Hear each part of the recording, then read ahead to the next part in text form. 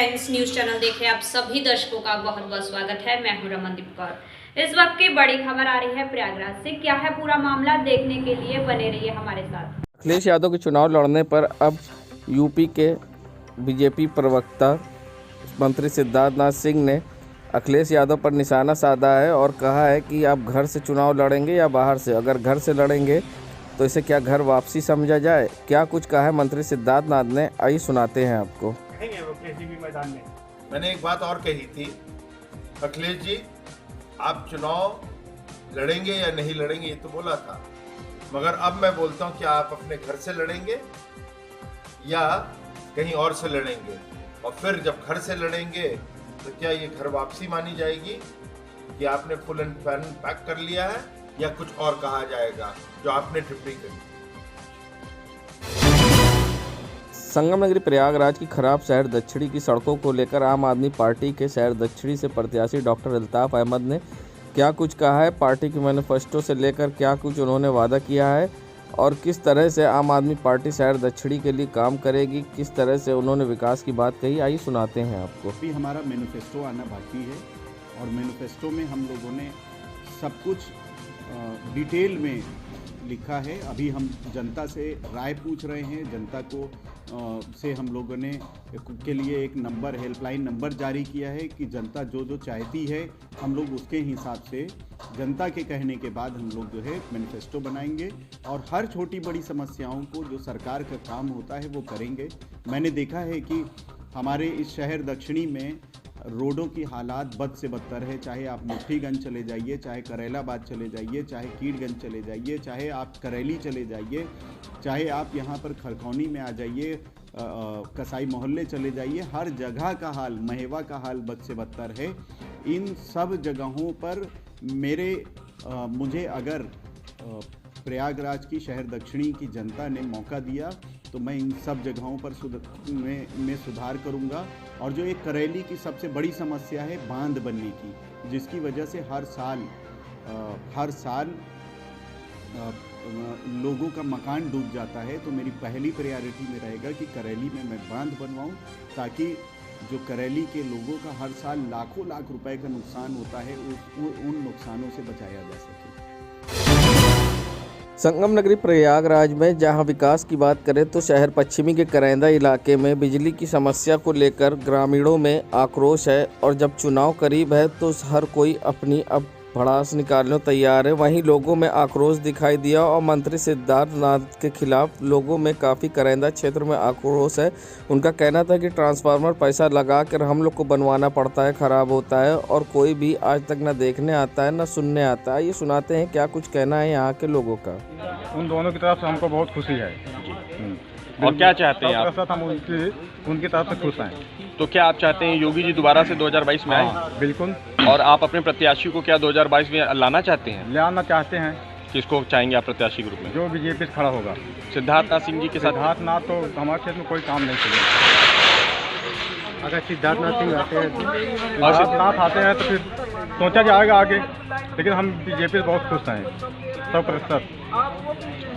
बिजली में क्या समस्या है आपको? समस्या यही कि एक बार जल गई तो फिर 4 रोज 8 रोज ट्रांसफार्मर नहीं आ पाता। नहीं तो ट्रांसफार्मर क्या बोले आप?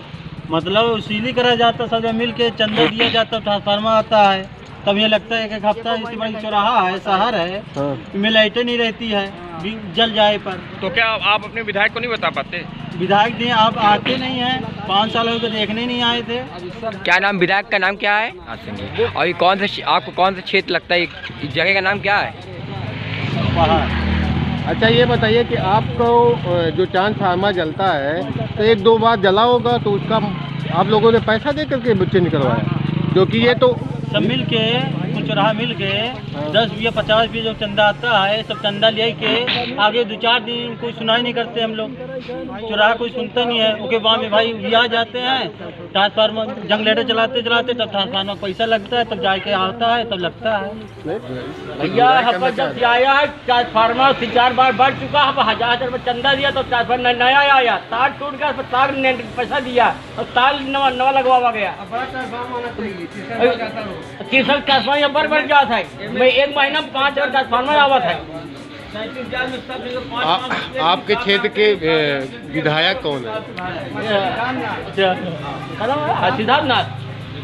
क्या आप उनसे संतुष्ट हैं? अरे नहीं, मुझे बहुत बेकार आदमी है। उन्होंने कैसा काम किया है? अब कोई काम नहीं क्या विकास हुआ आपके? कोई विकास नहीं। ट्रांसफार्मर महीना 5 जगह बढ़ जाए तो का विकास हुआ? अच्छा, आपका नाम? श्याम बाबू। ट्रांसफार्मर 105 क्या? आपके एरिया में तो काम तो दिख रहा है हमको, फिलहाल दिखता तो रहता है एरिया में काम हो रहा है। मोदी योगी तो काम बढ़िया करवा रहे हैं। कर रहे हैं, ये तो नहीं कर रहे हैं। आप विधायक काम क्यों नहीं कर रहे हैं? विधायक कोई काम नहीं कर रहे हैं। तो क्या आपको मालूम है शहर दक्षिणी के मौजूदा विधायक नंद गोपाल गुप्ता नंदी राजनीति से पहले क्या करते थे और किस तरह से राजनीति में आए, और राजनीति में आने के बाद किस तरह का उनको हादसा याद दिलाता है? क्या कुछ कहना है मंत्री नंदी का और उनके करीबी का, आइए सुनाते हैं आप। बिजनेस करते थे। देखिए, राजनीतिक सफ़र जहाँ तक शुरू होने की बात और राजनीति से पहले क्या करते थे, तमाम अन्याय अत्याचार के खिलाफ मेरा राजनीति में प्रवेश है। कोई सोचा समझा निर्णय नहीं था। एक विधायक की दौड़ा करके हत्या कर दी जाती है। एक बहुत पुरानी फर्म, बहुत अच्छे लोग, उनका मकान दबंगई से खाली करा लिया जाता है, गुंडागर्दी से खाली करा लिया जाता है। यही सब चीज़ें जो मुझे झकझोर के रख दी और मैं राजनीति की ओर आकर्षित हुआ। और पहला चुनाव लड़ा 2007 में, तो बहुत सारे बड़े बड़े नेता थे, लेकिन आम जनमानस का प्यार, आशीर्वाद इतना ज़बरदस्त मिला कि सभी की जमानत जब्त हुई और मैं चुनाव जीता। चुनाव जीतने के बाद लोगों के लिए काम करता रहा, लोगों के सुख दुख में हाजिर होता रहा। लोगों की सुख दुख में हाजिरी की वजह से, चाहे वो गुंडे हों, अपराधी हों, चाहे कोई भ्रष्ट अधिकारी हो, इन सब पर लगाम लगाने का काम किया। तो गुंडे अपराधियों से देखा नहीं गया। समाजवादी पार्टी के तमाम गुंडे मेरे ऊपर RDX रिमोट बम लगा करके हमला कर दिया। उसमें एक इंडियन एक्सप्रेस का सीनियर जर्नलिस्ट, एक पुलिस का गनर, एक सिविल गनर, एक गाय और एक कुत्ता मौके पे मारे गए। मुझे सबसे ज़्यादा चोट लगी थी और 7 महीने 7 दिन मेरा इलाज चला, मैं बच गया। तो मुझे लगता है ये जीवन आम जनमानस की दुआओं की देन है। दवाएं जब काम करना बंद करी तो लोगों की दुआएं काम करी और सबसे ज़्यादा चोट लगने के बाद भी बच पाए। तो मैं उसी स्वतः स्फूर्ति भाव से लोगों की सेवा में लगा रहता हूं और मैं थैंक करना चाहता हूं आम जनमानस का, जिन्होंने मुझे लगातार प्यार दिया। 35,000 वोट से पहली बार, दूसरी बार 43,000 वोट, तीसरी बार 1,08,000 वोट, चौथा वोट 1,23,000 वोट। लगातार वोट बढ़ना, आम जनमानस के दिल में जगह बनना, निश्चित रूप से जनमानस का प्रेम और प्यार है। मेयर के चुनाव में भी सभी की जमानत जब्त कराते हुए 80 में 80 वार्ड जिताना, ये जनमानस का प्यार है। और मैं समर्पित होकर के, हम दोनों पति पत्नी लोगों की सेवा में लगे रहते हैं। और अगर हम किसी का भी कोई भी काम करते हैं, चाहे सड़क नाली गली बनाने का, चाहे कोई अधिकारी किसी को परेशान करे उसको सस्पेंड कराने का, चाहे कोई गुंडा परेशान करे उसको जेल भिजवाने का हम काम करते हैं, तो हम उनके ऊपर एहसान नहीं करते, बल्कि पब्लिक का एहसान हमारे ऊपर है कि उन्होंने हमें इस लायक बनाया कि हम उनका काम कर सकें। जो से तमाम पब्लिक मीटिंग्स में बताया है, एक पोस्टमैन के लड़के थे, बहनें थीं, 2 भाई, मैंने 5 मदर 6-7 लोगों का परिवार था। बड़े साधारण परिवार के तौर पर जाने जाते थे। चूँकि नंदी 2 भाइयों में बड़े थे, तो इसलिए परिवार के पोषण का बहुत कुछ भाग इनके जिम्मे था। इनकी माँ भी जो है, क्योंकि इतनी लो सैलरी थी, तो इनकी माँ भी पेटीकोट वगैरह सिल के, मतलब कुछ जो है एक्स्ट्रा इनकम इसलिए ज़रूरी था क्योंकि परिवार चलाना था, बड़ा परिवार था। कभी भी किसी काम को छोटा नहीं समझा। यहाँ तक कि दिवाली में फुटपाथ पर पटाखे भी लगाए और होली में रंग और बैलून भी बेचे। मायावती जी बहुत ही जनमानस पर उनका अच्छा प्रभाव था, तो इन्होंने बहुजन समाज पार्टी, खरवई में शायद इन्होंने बहुजन समाज पार्टी की संस्था ली और वहाँ पर ये कहा गया कि शहर दक्षिणी से हम चुनाव लड़ना चाहते हैं। तो उसमें जी ने कहा कि भाई शहर दक्षिणी से तो 5 बार से पंडित जी थे, लेकिन नंदी को लग गया कि हमें बहन जी को दिया गया वादा निभाना है। और नंदी जी को परिश्रम करते जिन लोगों ने देखा है वो ये मानते हैं कि नंदी का परिश्रम करने का जो उस समय का मादा था, जो ऊर्जा इनमें थी, आज भी उसी ऊर्जा से ये इतने हालांकि पद भी मिला, प्रतिष्ठा भी मिली और धन वैभव भी ईश्वर ने दिया इन्हें। ये थे आपके विधानसभा शहर दक्षिणी के मौजूदा विधायक नंद गोपाल गुप्ता नंदी और बीजेपी के प्रत्याशी।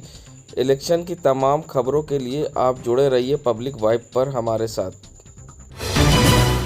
आगामी चुनाव को लेकर जहां जनता के बीच में आज शहर उत्तरी के विधायक अनुग्रह नारायण सिंह पहुंचे और जहां लोगों से उन्होंने सीधा संवाद किया और क्या कुछ कहा है उन्होंने, आइए सुनाते हैं आपको, और किस तरह से उन्होंने बीजेपी पर निशाना साधा और क्या कुछ कहा यहाँ की जनता ने, आइए वो भी सुनाते हैं आपको। पहले भी देती रही है और अभी भी देने की बात हम लोग कर रहे हैं, इसीलिए प्रतिज्ञा किया है।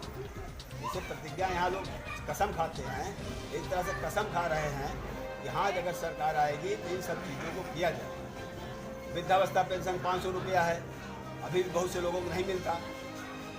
आपकी विधवा पेंशन 500 है, इसको जो है 1000 रुपये करने की बात की गई है, क्योंकि 500 में क्या काम चलना। जब 250 रुपये का सरसों के तेले ले लेंगे 1 लीटर, 250 में और का सूंघेंगे सब।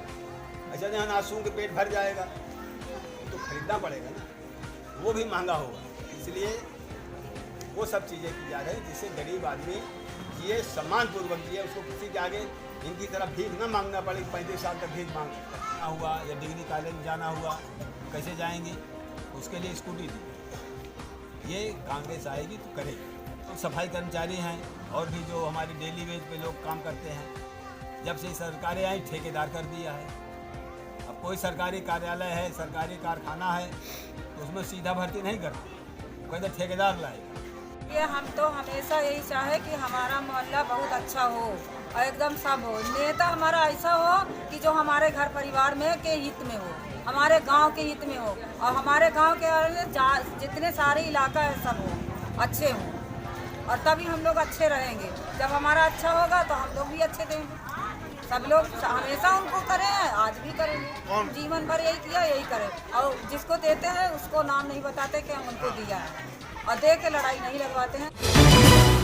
संगम नगरी प्रयागराज में जहां कानपुर बैराज से 25,000 क्यूसेक्स पानी छोड़े जाने के बाद गंगा का पानी का जलस्तर बढ़ा, तो माघ मेले में गंगद्वीप में पिछले 3 दिन से बिजली नहीं होने से और निचला इलाका होने के कारण कई टेंटों में पानी घुसने से और कई शिविरों में पानी पूरी तरह से आने से कई साधु संतों में नाराजगी थी, जिसको लेकर आज साधु संतों ने मेला प्रशासन पुलिस से नोकझोंक भी हुई और उन्होंने चक्का जाम करने की कोशिश भी की, जिसके बाद मेला प्रशासन पुलिस ने समझा बुझाकर मामला शांत कराया, जिसके बाद पूरे शिविरों में पानी घुस गया है और साधु संतों पूरी तरह से परेशान है। आइए सुनाते हैं क्या कहना है यहाँ साधु संत का।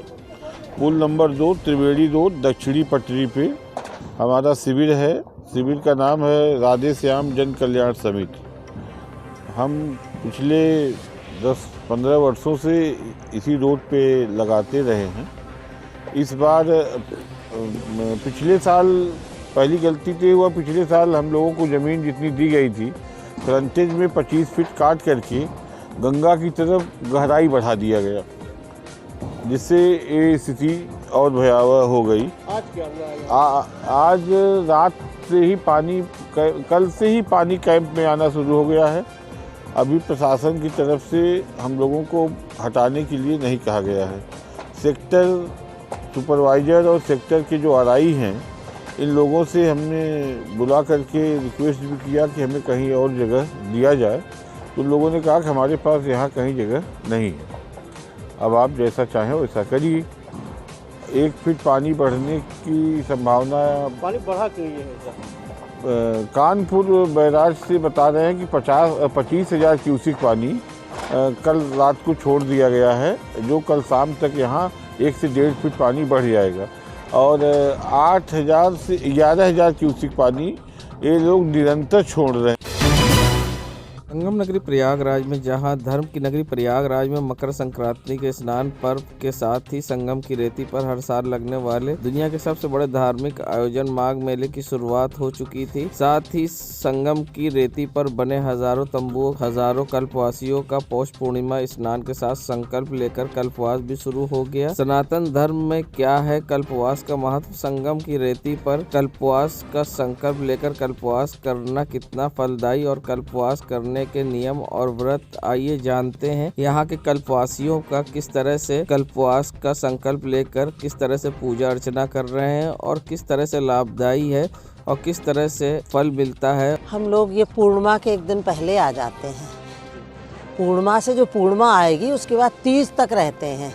तीज का स्नान करके फिर सब लोग अपने घर चले जाते हैं वापस जहाँ से जो आए हुए। इसका नियम ये है कि 12 साल तक लगातार माघ का स्नान करने से इसको एक कल्प बोलते हैं, इसलिए इसको कल्पवास बोलते हैं। इसमें जो है साधक जितने भी आते हैं सुबह 4 बजे उठ करके गंगा स्नान करेंगे और गंगा स्नान करके फिर आके अपना जो है भगवान को जल देना, हवन करना, भगवान का पूजा पाठ नियम ये करते हैं। आरती पूजा होने के बाद अपना जप करते हैं, कीर्तन करते हैं, भजन करते हैं। कुछ लोग यहाँ 1 महीने जो है व्रत फलाहार ही करते हैं, अन्न नहीं पाते। कुछ साधक है 1 बार भोजन करते हैं और 2 बार अपना फलाहार करते हैं। इसलिए यहाँ पे 1 महीने पूरा जो है संयमित होकर के और नियमितता को बरतते हैं और संयम को करके यहाँ तपस्या करते हैं। इसका महत्व तो बहुत है क्योंकि ये जो है प्रयागराज तीर्थों के राजा हैं। ये सब तीर्थों के राजा हैं। यहाँ जो है गंगा यमुना सरयू का समागम हुआ है, तीनों मिली हुई हैं, यानी ज्ञान भक्ति वैराग्य का समागम मान लो। और ये जो है गंगा यमुना सरस्वती का समागम है। ये प्रयागराज यहाँ पे अक्षय फल देने वाले हैं। लोगों के जो भी पूर्व जन्म के अनंत जन्मों के कर्म हैं वो कर्म क्षय हो जाते हैं और जो है भगवान में मन की वृत्ति लग जाती है और भगवान में इनकी स्थिरता होती है। यहाँ तक कह सकते हैं कि ये अगर नियमित कोई नियम से स्नान कर लेता तो उसको जो है आवागमन से भी बच जाते। जो आने जाने का जो चक्कर है, आने जाने में जन्मने मरने की जो वेदना है उससे भी बच जाते हैं। कहते हैं ना कल्प कल्पांतर से हम भोगते चले आ रहे हैं। तो ये युग थे पहले, जैसे रावण ने 72 चौकड़ी राज किया, उसमें 4 कल्प होते हैं, कलयुग, द्वापर, सतयुग, त्रेता। इसी तरह से ये जो है 12 साल में शॉर्ट में हो गया है। बहुत लंबा न करके 12 साल में साधकों का नियम पूरा हो जाता है। ये है कल्प। ये रमादास कल्पवास वह समय होता है कि जिसमें कि लोग गंगा किनारे आके 1 महीने के लिए बसते हैं, आध्यात्मिक उन्नति करते हैं, गंगा नदी का स्नान करते हैं। कल्पवास की शुरुआत हमारे बहुत ही पौराणिक समय से ही चली आ रही है। यह वह समय होता है कि जिसमें गृहस्थ आश्रम से जुड़े हुए लोग भी आध्यात्मिक उन्नति कर सकते हैं। वैसे तो आध्यात्म का सेवन जनरली जो सन्यासी वर्ग होता है या जो ब्रह्मचर्य का पालन करते हैं वो लोग करते हैं, परंतु यह वह समय होता है, यानी कल्पवास वह समय होता है या माघ का ड्यूरेशन वह समय होता है कि जिस समय गृहस्थ आश्रम से जुड़े हुए लोग भी अपने इस जन्म के कर्मास को सुधारने के लिए और अपनी ज़िंदगी को सुधारने के लिए आध्यात्मिक उन्नति कर सकते हैं। इसीलिए इस समय प्रयागराज की पवित्र धरती पे माघ का आयोजन होता है, माघ मेले का आयोजन होता है, जिसमें कि साधु संत आके बसते हैं, गृहस्थ आश्रम के लोग आकर बसते हैं। 1 महीने के लिए वह अपने आप को अध्यात्म में सौंप देते हैं, ब्रह्मचर्य का पालन करते हैं। कुछ बेसिक नियम होते हैं कल्पवास करने के लिए, उन नियमों का पालन करते हैं, जिसमें कि जो फर्स्ट नियम होता है वह यह होता है कि सबसे पहले सुबह ब्रह्म मुहूर्त में उठ के गंगा जी का स्नान करना, दिन में एक ही समय भोजन करना, अल्प आहार करना, अपने आप को आध्यात्मिक उन्नति से जोड़ना, जितने भी हमारे ऋषिगण हैं उनके सीधे संपर्क में आना। यानी कि यह ड्यूरेशन होता है। कल्पवास का ऑब्जेक्टिव ही इसलिए था कि गृहस्थ आश्रम से जुड़े हुए लोग अपनी ज़िंदगी में आध्यात्मिक उन्नति से जुड़ सके, अपने जीवन को सार्थक बना पाएँ और मोक्ष की प्राप्ति कर सकें। तो कल्पवास का विशेष महत्व है, जिससे कि हमारे इस जन्म के कर्मास तो सुधरेंगे ही सुधरेंगे, अगले जन्म के कर्मास पे भी जिसका इम्पैक्ट पड़े। बढ़ते कोरोना के बीच किस तरह से लोगों को अपना ख्याल रखना चाहिए, क्या कुछ कहना है जनरल फिजिशियन जिला मंडलीय अस्पताल कॉल्विन के डॉक्टर के मिश्रा का, आइए सुनाते हैं आपको। तो जैसा आप सबको पता है कि कोरोना की तीसरी लहर आ चुकी है और बहुत तेज़ी से इसके मरीज भी बढ़ रहे हैं। लेकिन इसमें सबसे अच्छी बात यह है कि जो जैसी दूसरी लहर में कोरोना जितना खतरनाक था उस हिसाब से ये उतना ज़्यादा खतरनाक नहीं है। अभी कोरोना के जितने भी मरीज आ रहे हैं ज़्यादातर माइल्ड सिम्टम्स वाले ही आ रहे हैं, इसलिए बहुत ज़्यादा घबराने की ज़रूरत नहीं है। और जितने भी सिम्टम्स हैं ज़्यादातर ये जो चांसेज हैं ओमिक्रॉन वेरिएंट ही हैं।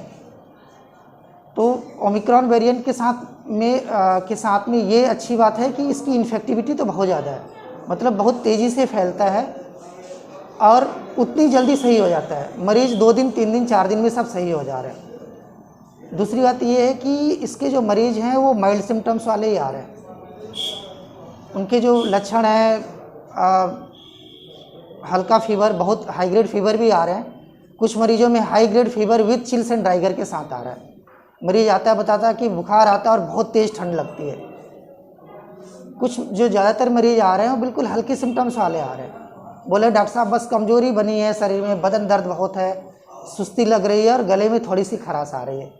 कुछ मरीज इस तरह के, ज़्यादातर मरीज इस तरह के आ रहे हैं। लेकिन कुछ ऐसे भी मरीज आ रहे हैं जो बोल रहे हैं कि डॉक्टर साहब बहुत तेज़ बुखार आ रहा है, ठंड बहुत ज़्यादा लग रही है, सिर में दर्द है, लूज मोशन भी हो रहा है, उल्टी भी हो रही है। लेकिन अच्छी बात है ये सारे मरीज़ 3 दिन 4 दिन में ठीक हो जा रहे हैं, इसलिए घबराने की बहुत ज़्यादा ज़रूरत नहीं है। बस इसके लिए आप सबको यही ध्यान रखना है कि जैसे कोरोना की दूसरी लहर में आप सब लोगों ने मास्क लगा के रखा था, तो आपको मास्क लगा के रखना है, सोशल डिस्टेंसिंग मेंटेन रखना है और हैंड हाइजीन रखनी है। हैंड हाइजीन मतलब आपको अगर घर में है तो अगर कहीं भी कोई सरफेस टच किया या किसी से सामान लिया या बाहर से आए हैं, मार्केट से आए हैं, तो साबुन से पानी से हाथ धो लें। और अगर आप ऑफिस में हैं तो सैनिटाइज़र रखें अपने पास और थोड़ी थोड़ी देर में सैनिटाइज़र से अपना हाथ साफ करते रहें। दूसरी बात, आपको जो अगर ऑफिस में है या बाहर हैं तो आपको एक चीज़ और ध्यान रखना है कि अपने हाथ को जहाँ तहाँ अननेसेसरीली टच मत करें। जैसे खिड़की पे, दरवाजे पे, रेलिंग पे, लिफ्ट में भी कहीं पे अननेसेसरी टच न करें। और अगर टच कर भी रहे हैं तो सैनिटाइज़र से अपना हैंड को सैनिटाइज कर दें। लेकिन जो सबसे 3 चीज़ तो सबसे बड़ा ध्यान रखना है आपको कि मास्क ज़रूर लगा के रखना है।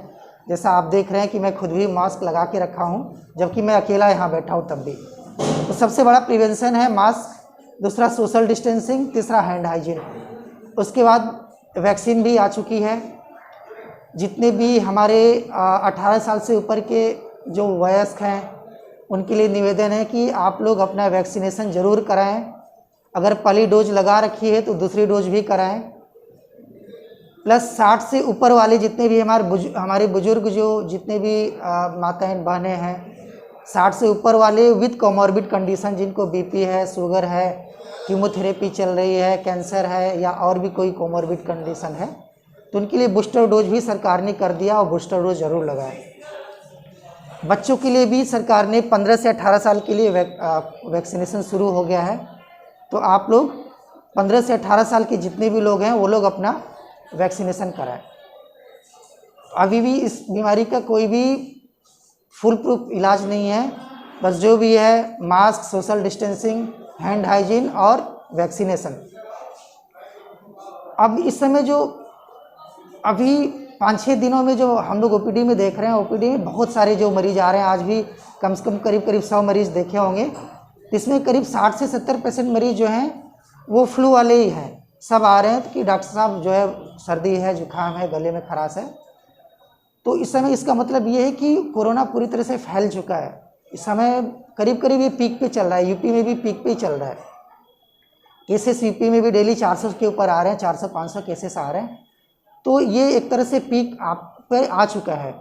आपको बुखार 3 दिन से ज़्यादा आ रहा है और नहीं उतर रहा है, खांसी ज़्यादा आ रही है, सांस लेने में दिक्कत हो रही है, तो तुरंत डॉक्टर से सलाह लें। कोई भी मेडिसिन अपने से न लें। संगम नगरी प्रयागराज में जहां स्मार्ट सिटी प्रोजेक्ट के बाद यहां की सौंदर्यीकरण हुआ और शहर में आकर्षक कलाकृतियां चौराहों पर लगाई गई, मगर प्रयागराज के जानसिंहगंज चौराहे पर कमल का फूल लगाया गया था, जिसकी कलाकृति आप देख सकते हैं यहाँ पर लगी हुई है।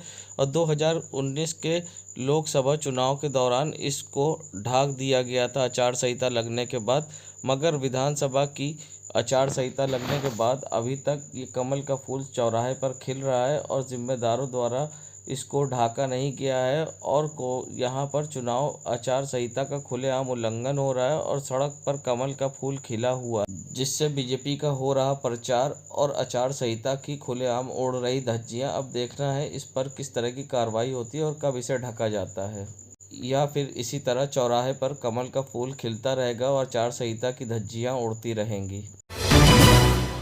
छात्रों को बाल मुंडन कराना पड़ गया भारी जब प्रतियोगी छात्रों ने सर मुंडन कराने संगम पहुंचे थे, जहां उन्हें पुलिस ने पहले ही धर दबोचा और बाल मुंडने के बीच में ही उनको पुलिस पकड़ कर ले गई, जहां वो पूरी तरह से बाल भी नहीं मुंडवा पाए, जहां सीएम योगी की पुलिस ने सख्त कार्रवाई करते हुए छात्रों को हिरासत में ले लिया। आइए जानते हैं क्या है पूरा मामला। हम विरोध कर रहे हैं सर कि सरकार ने जब से बनी है न तो कोई वैकेंसी दी है और न तो कुछ न्याय किया है। सीबीआई जांच पूरी कंप्लीट नहीं करा है योगी जी। योगी जी ने छात्रों से बात करना चाहते हैं। 97,000 टेट की वैकेंसी की जब आंदोलन किया गया, बात किया गया, तो छात्रों से बात भी नहीं किया उन्होंने। वो एकदम निरंकुश शासक है। मैं उसीलिए मुंडन संस्कार करा के पिंडदान करने आया था सरकार का, और बता दे रहे हैं कि सरकार जो रवैया अपनाई वो कतई नहीं बर्दाश्त है। एक भर्ती नहीं दिया, न यूपी ट्रिपल एससी में उन्होंने बस इंतजार करते रहे। 97,000 वैकेंसी शिक्षक के कहा वो भी नहीं दिया उन्होंने। टीजीटी पीजीटी वैकेंसी नहीं दिया और न तो सीबीआई जांच कंप्लीट करा अभी तक उन लोगों ने। लोक सेवा आयोग की सीबीआई जांच भी नहीं हुई। भर्ती में देख रहे हैं जो दागी अफसर हैं उनको भी बहाल कर रहे हैं। एक बार आप FIR करते हैं, दूसरी बार बहाल करते हैं। यही सब 67 कह रहे हैं कि 67 लाख में योगी जी कह रहे हैं 67 लाख में कोई नौकरी पाया लड़का। अगर आप जानते हैं वो मुख्यमंत्री है, आपको पता है 67 लाख में कोई नौकरी पाया है, तो आप क्यों नहीं आज तक उसको जेल के अंदर भेजे? आज क्या किया है आप लोगों ने? हम लोगों ने मुंडन संस्कार कराने आए थे, जो कि प्रशासन रोक रही है, और हम लोग सबका पिंडदान करने के लिए आए हैं। जो कि अभी 4 तारीख को आप लोगों ने जो ताली थाली बजाई उस पर मुकदमा दर्ज हुआ है। जी, छात्रों ने ताली थाली बजाया तो उस पर मुकदमा दायर कर दिया गया। मतलब छात्र कुछ न करे, मतलब हमारा कोई अधिकार नहीं है, अपनी लड़ाई नहीं लड़ सकते अपने अधिकार।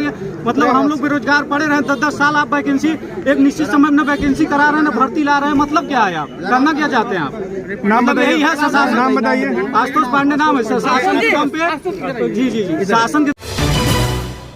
संगम नगरी प्रयागराज की ये सड़कों का नज़ारा है, जहां आप देख सकते हैं लंबे जाम की कतार से लोग परेशान हैं और आप देख सकते हैं किस तरह से सड़कों पर यहां गाड़ियां खड़ी हैं, जिससे लोगों को आने जाने में परेशानी का सामना करना पड़ता है।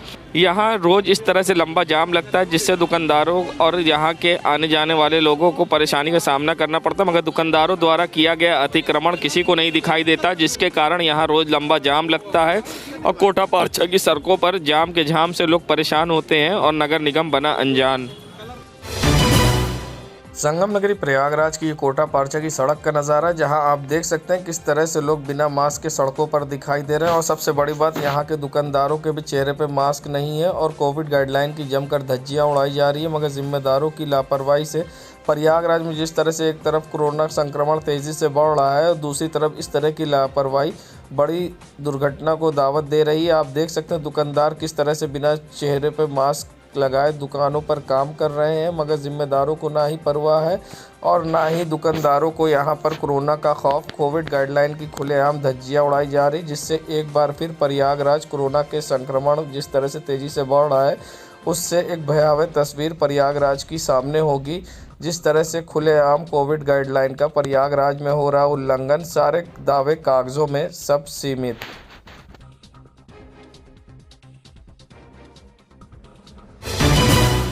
संगम की रेती पर पहुंचे कई कवियों ने अब प्रयागराज से सरकार की तारीफ करते हुए विपक्ष पर तंज कसा है। आइए सुनाते हैं अपनी कविताओं के माध्यम से क्या कुछ कहा है इन कवियों ने। सबसे पहले बहुत धन्यवाद करता हूँ। माँ गंगा के पावन तट पर हम लोग उपस्थित हैं। अभी अमित भाई कविता पाठ कर रहे थे, मैं वहीं से एक 4 पंक्तियाँ वहीं से शुरुआत करता हूँ जहाँ से वो छोड़ कर गए हैं। और सरकार ने जो काम किया, अयोध्या मंदिर के निर्माण से लेकर जन जन में राष्ट्रवाद की भावना को जागृत किया। मैं चार पंक्तियाँ देता हूँ कि प्रेम के आकार और भक्ति के भाव में श्रद्धा से भरे हुए आस में है राम। प्रेम के आकार और भक्ति के भाव में श्रद्धा से भरे हुए आस में है राम। ज्ञानी विज्ञानियों के तेज में विराजमान सूर्यवंश सूर्य के प्रकाश में है राम। ही में ध्यान धरो घट घट वासी है ये, हनुमान वक्ष के आकाश में है राम। एक निषाद की मित्रता और केवट के नाव में सबरी के बेरों की मिठास में है राम। सबरी के बेरों की मिठास में है राम। और वास्तव में भगवान श्री राम है क्या? भगवान श्री राम का नाम लेने से क्या हो सकता है? एक ऐसी सरकार जो भगवान श्री राम के ऊपर प्रश्न चिन्ह उठाती है, आज वो वेंटिलेटर पर पड़ी हुई है। और भगवान श्री राम का जो मंदिर बनाकर, भव्य मंदिर बनाकर खड़ा किया उस सरकार ने, आज उसके लिए क्या, मैं चार पंक्तियां मैं पढ़ता हूं। भगवान श्री राम वास्तव में है क्या? वृत्यानुप्रास अलंकार का छंद है मेरी लेखनी। मैं कभी भी किसी के चापलूसी नहीं करता, मैं कविता धर्म निभाता हूं। मैं पंक्तियां पढ़ता हूं कि परम पुनीत प्रीति पग प्रणीत किए पितृ प्रण पाहन को, परम पुनीत प्रीति पग प्रणीत किए पितृ प्रण पाहन प्रति प्रण श्री राम। परम पुनीत प्रीति पग प्रणीत किए पितृ प्रण पाहन प्रति प्रण श्री राम। आदर्श आव अविरल अंगीभूत किए न्याय धर्म आकाश अक्षय श्री राम। अर्पित कर दे उन्हें अपनी जो बागडोर, उसे कर देते निर्भय श्री राम। इहलोक परलोक सुधर जाएगा सब, प्रेम से बोलो जय जय श्री राम। जय श्री राम। जय जय श्री राम। मैं मनोज कुमार शुक्ल, पवित्र संगम नगरी माँ गंगा जी के तट पर, और मैं इस पावन गंगा के तट से मैं कुछ कविता कहना चाहूँगा। जिस कमल को स्वयं सूरज उगाए, जिस कमल को स्वयं सूरज उगाए, उसको अंधेरों से डराओगे। जिस कमल को स्वयं सूरज उगाए, उसको अंधेरों से क्या डराओगे। जो दरिया में ही रहता हो, उसको तुम क्या डुबो। देश दुनिया की खबरों के लिए world media times news channel को सब्सक्राइब करें।